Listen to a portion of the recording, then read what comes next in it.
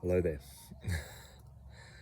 Coming to you from the field today.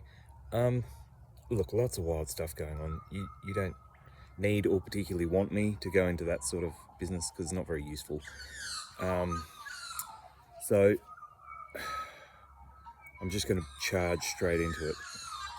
Talking about things that might be coming up, but also things that have like always been coming up. There's no portal, like the portal's every day. You're the portal. We're just talking about kind of group effect being a driver here rather than personal effect being a driver. So always remember that when people are pushing dates, when people are pushing astronomical alignments, astrological alignments, all of the above, what they're really talking about is group effect. So you can do any of this anytime, all on your own, like no drama at all. And when there's some sort of energetic alignment in here, do not forget, we are in a container. However that looks, however that works, it has some effect on us somehow, retroactively, retrospectively, reverse engineered, I don't know. But it has effect on us because we're in here, whatever this container is and however it's calibrated. So when there's a lineup or a portal or a kind of group consciousness event, that can drag us toward the line or over the line in a way that we were having trouble doing ourselves. And you don't need that. You can do that yourself at any time.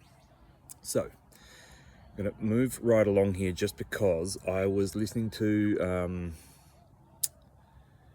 Cliff High. You know, there's that whole group, right? Cliff High, Dig Old Guy, so on and so forth, remote viewing, data, web scraping data. I'm just going to put right out there now that I'm skeptical of the web scraping data. It just seems like a convenient justification or excuse, even if it is true. Like, it just seems convenient to me. It always has felt to me like there is a group feeding the data to these people, and then it comes through however it comes through, and they're web scraping or they're remote viewing or whatever. Is it beneficial? Is it not beneficial? Is it neutral? Who knows? But it is getting fed. So they're on a team, even if they don't know they're on a team. There is a team pushing them data. You might think the team are good guys or bad guys. That'd be your call. So I'm not saying that I'm buying what they're selling. What I'm saying is they're in the market selling stuff, and I'm out in the marketplace, so I'm paying attention. And we're talking about group events coming up, sky events, big stuff coming down, big reveals. Everything in here is always a double-edged sword. When they try to do something bad, it always leverages something good. When something good comes through, it always gives, something bad a foothold. That's this place. It's a fuck up. What are you gonna do? Like, we're in here, and so you've just got to deal with that the way it is. It's just how it always operates. What I really wanted to push in on, not particularly so much the events or who's talking about them, or this is just a bit of a long waffly 4-minute preface, to talk about the DMT angle, because this is what grabbed me and made me want to say something to the camera. Is it seems to be getting talked about by these people, and these people have a wide audience. That's the only reason I'm saying it, is because I know a lot of people are listening to this point of view and how it's getting pushed. It's getting pushed in a very materialistic way, even though we're talking about like consciousness first physics. It's still getting pushed in a materialistic way, because I understand that's how most people are coming at it or dealing with it, but the way it's getting pushed is it's Project Bluebeam, but it's in your head. What someone's going to do is they're going to psionically induce with electromagnetic fields or whatever your internal natural endogenous DMT production. Hypothalamus, hippocampus, all that sort of stuff. You make your own. In case you didn't know, like, there are all these psychedelics available in the world. DMT is one of them. You make your own DMT. And it just, concern is a bit of a strong word, but it concerned me that it was getting pushed like someone's going to stimulate a DMT event in people, and it will be like a kundalini, but it's one that you didn't bring on. There's another trigger word, right? We just leave that right where it is. And it'll be like a Project Bluebeam. Now, this is true. This is not... I understand exactly what they're saying. This is true. If you haven't done your homework, if you haven't done any psychedelics, if you haven't done any breath work, which is how you induce your own experience, because DMT is produced through the glands and the lungs are the driver. That's why breath work is so important. If you haven't done any out-of-body stuff, if you haven't done any kind of meditation at all with ascended masters and hijackers or your own self, good, bad, or indifferent, like you're not going to know, right? Like at this point, I don't care whether you think all of that's of the devil or there is devilish stuff in there, but the good guys are in there as well, and God and Jesus, and so you know what you're doing. Like at this point, if what they're talking about is true, and I can tell you that it's absolutely possible, so whether it's true or not, it's totally possible, so it's totally on the cards. If someone kicked off a Kundalini or a DMT experience in you, and that you probably won't be able to control, because it would be, coming from the internal, and it would take a vast amount of control to be able to stop that. I'm nowhere near that caliber of like, here it comes, I'm going to hold it off. No chance. You just grab your surfboard, you're along for the ride. If you haven't done any of that, it's going to knock you sideways, because it's going to be like the dream space. You won't understand what's going on. It'll be freaking you out. You'll either be very scared or very pleased to see or meet whoever's there. Like, it's going to put you in a really funny space, which is why I've been banging on about, for however many years I've been looking at the camera, I've been banging on about since whenever I've been doing spiritual, shamanic guidance and consulting work with people, is get in the car and do some miles. Like, the rubber needs to meet the road here. Do some work. Because when this shit goes down, if you haven't got any practice, you're going to get blindsided. It's like sticking you on a plane, flying you to North Africa and dropping you in the middle of the market bazaar and saying, now haggle for a reasonable price on lunch. You're going to get your ass handed to you for quite a while. Drop you on the streets of Southeast Asia and say, now buy that piece of clothing and don't get ripped off. Yeah, good luck. There's no chance, right? If you've never done it before, you will get your ass handed to you. So, die before you die, so you don't die when you die. That's the play on words that they always talk about. And we're not talking about death. We're talking about getting out of your body, because that's what death is. Death is just getting out of your body, and there's no functioning body to come back to. So it's a one-way trip in that regard. And some people are probably looking forward to it, and good on them, right? Because if it's a chance you might get out and there's no way anyone can force you to come back, potentially. But if you don't know how to operate in that space, you're going to get done like a dinner, like a 2-year-old. You'll be a 2-year-old in a room of adults. You can kick, you can scream, you can wail, you can bite, you can hit. But I mean, what damage can a 2-year-old do in a room full of adults? You've got nothing. And so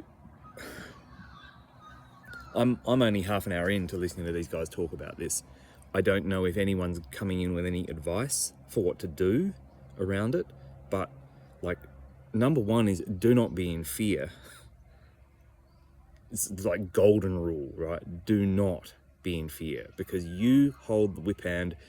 Nothing can really do anything to you unless you agree to it, but they sure as shit can trick you into doing it to yourself, and they're so good. They're such good bush lawyers, and like all of this spiritual stuff, all of this invocation, all of this revocation, or you listen to that language, read that stuff, right? It's like you're in a law court. That's how they operate. Loopholes and law courts. They can make you believe that they're forcing you to do it. And you go along with it and you do it. But they didn't make you do anything, you still chose. And if the last 4 years, if what went down in the last 4 or 5 years didn't show you how possible that blind side is to be pulled on people, I don't know where you were looking. Because I know a lot of people in the last 4 or 5 years that got put in a situation and then said, I didn't have any choice. And then a couple more years down the road, they've turned around and they've gone, you know what? I got done like a dinner. I did have a choice. I chose. They did the wrong thing. They should be held accountable for their deception. But at the end of the day, I chose. And that's how it always is. You always have a choice. So, like, don't be in fear. You can freak out. Everyone freaks out. This stuff happens. Like, we're all scared when this stuff happens. But not to the point where we're not going to do what we need to do. Like, it's the difference between courage and cowardice. Courage is being scared but doing it anyway. So it's like, be scared, fine, but don't be in fear. Because it doesn't matter what appears in the sky. It doesn't matter who's coming towards you, who greets you, who does, like. And this is this is the other bit about what they were talking about, is like they're talking about this, like the DMT experience of the Fatima, the who's appearing in the sky, the aliens, the Jesus, the demons.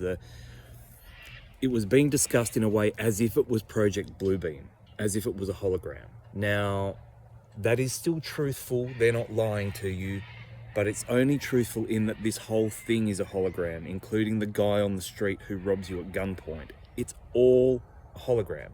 So they're not lying from that point of view. But DMT isn't an experience you have where you hallucinate things that aren't there. Like, total horseshit. You're not hallucinating things that aren't there. You're seeing energies that are there that you can't normally see. Now, you don't know what to do with that because you don't know how to navigate that space because you've never been there before. You don't know how to drive across that terrain.